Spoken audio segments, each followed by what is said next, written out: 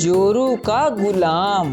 एक नगर में रमेश नाम का लड़का अपने माता पिता के साथ रहता था। एक दिन रमेश की माँ अपने पति से कहती है, बुढ़े, अभी तक तूने मेरी साड़ी प्रेस नहीं की। शाम को मुझे अपनी सहेली के घर जाना है। जल्दी मेरी साड़ी प्रेस कर, नहीं तो 2 दिनों तक खाना नहीं दूंगी।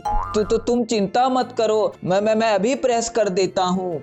यह देखकर रमेश हंसने लगता है और अपने पिता से कहता है, पिताजी, आप माँ से कितना डरते हो। उनकी एक आवाज पर आप कांपने ही लगते हो। हंस ले बेटा, जब तेरी पत्नी आएगी तब तेरा भी यही हाल होगा। पिताजी, मैं अपनी पत्नी को पूरे कंट्रोल में रखूंगा। बेटा, शादी से पहले मैं भी यही सोचता था, पर अब तुम मेरी हालत देख ही सकते हो। तब कुछ समय बाद रमेश की मोहिनी नाम की लड़की से शादी हो जाती है। शादी के अगले दिन रमेश उससे कहता है, मोहिनी, मैं बहुत ही खुशकिस्मत हूँ जो मुझे तुम जैसी सुंदर और समझदार पत्नी मिली। इसी खुशी में तुम मेरे लिए एक कड़कदार चाय बना दो। मुझे क्या नौकरानी समझा है? मैंने आज तक रसोई में पैर भी नहीं रखा और तू मुझे चाय बनाने को कह रहा है। पर मोहिनी, यहाँ पर तो तुम्हें काम करना ही पड़ेगा। मैं कोई काम वाम नहीं करने वाली। तू जा रसोई में और मेरे लिए कॉफी बना कर ला। बड़ा आया ऑर्डर देने वाला।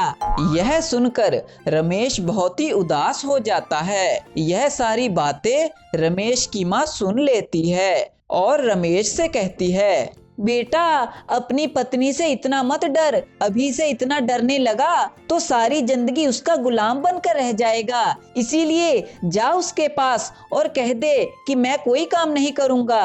तब रमेश बड़े जोश में मोहिनी के पास जाता है। मोहिनी, क्या है, इतनी जल्दी आ गए? मेरे लिए कॉफी नहीं लाए? वो ये वो क्या लगा रखा है? मोहिनी, अब मैं तुम्हारी कोई बात नहीं मानूंगा। जो मैं कहूँ तो तुम्हें वो करना पड़ेगा। अच्छा, तू चाहता है कि मैं तेरी बात मानूं? अब तू रुक जा, तुझे अभी सबक सिखाती हूँ। तब मोहिनी अपने भाई को फोन लगाती है। उसका भाई पुलिस इंस्पेक्टर था। तब कुछ देर बाद उसका भाई वहाँ आ जाता है। क्यों जीजाजी, तुम मेरी बहन की बात नहीं मान रहे? तुम्हारी बहन मुझे घर के काम करने को कहती है। मैं उसका पति हूँ, कोई नौकर नहीं जो उसकी हर बात मानूं। अच्छा, यह बात है, रुक जरा, तुझे अभी बताता हूँ। तब वह रमेश की खूब पिटाई लगाता है। तब रमेश मोहिनी से बहुत डरने लगता है। अब वह उसे जो भी काम कहती वह सारे काम करता। अभी तक तुमने मेरे कमरे में झाड़ू नहीं लगाया। जल्दी जा, मेरे कमरे में झाड़ू लगा, नहीं तो अच्छा सबक सिखाऊंगी। हाँ मोहिनी, मैं अभी लगा देता हूँ। इस तरह यह बात सारे मोहल्ले में फैल जाती है और सभी उसे जोरू का गुलाम कहने लगते हैं। बेटा, लगता है तेरा भी हाल तेरे पिताजी जैसा ही हो जाएगा। एक दिन एक कुरियर वाला रमेश का पार्सल लेके आ रहा था। तब उस कुरियर वाले ने एक आदमी से रमेश का एड्रेस पूछा। भाई साहब, यह रमेश का घर कहाँ है? अच्छा, जोरू का गुलाम, आगे से दाएं, फिर सीधा, फिर बाएं मुड़ जाना। तब वह कुरियर वाला आगे किसी और आदमी से पूछता है, भाई साहब, यह रमेश का घर कहाँ है?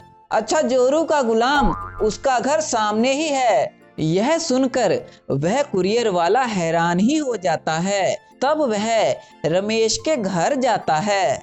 क्या यह जोरू के गुलाम का घर है? मैं उसका कुरियर लाया हूँ।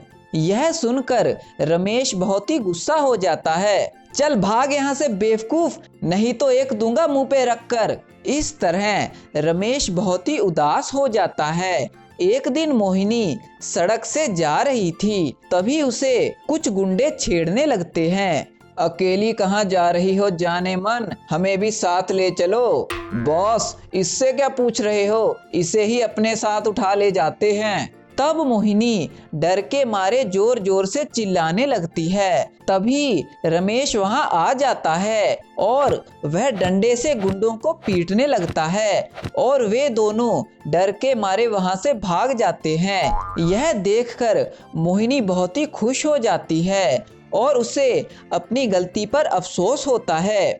आप इतने बहादुर हो, मुझे पता नहीं था, मुझे माफ कर दो, मैंने आपको बहुत तंग किया। मोहिनी, मैं तुमसे बहुत प्यार करता हूँ, इसीलिए मैं तुम्हें कुछ नहीं कहता था। तब वे दोनों मिलकर सभी काम करने लगते। अगर आपको हमारी कहानी पसंद आई है तो हमारे चैनल को सब्सक्राइब करें और हमारी वीडियो को लाइक एंड शेयर करें।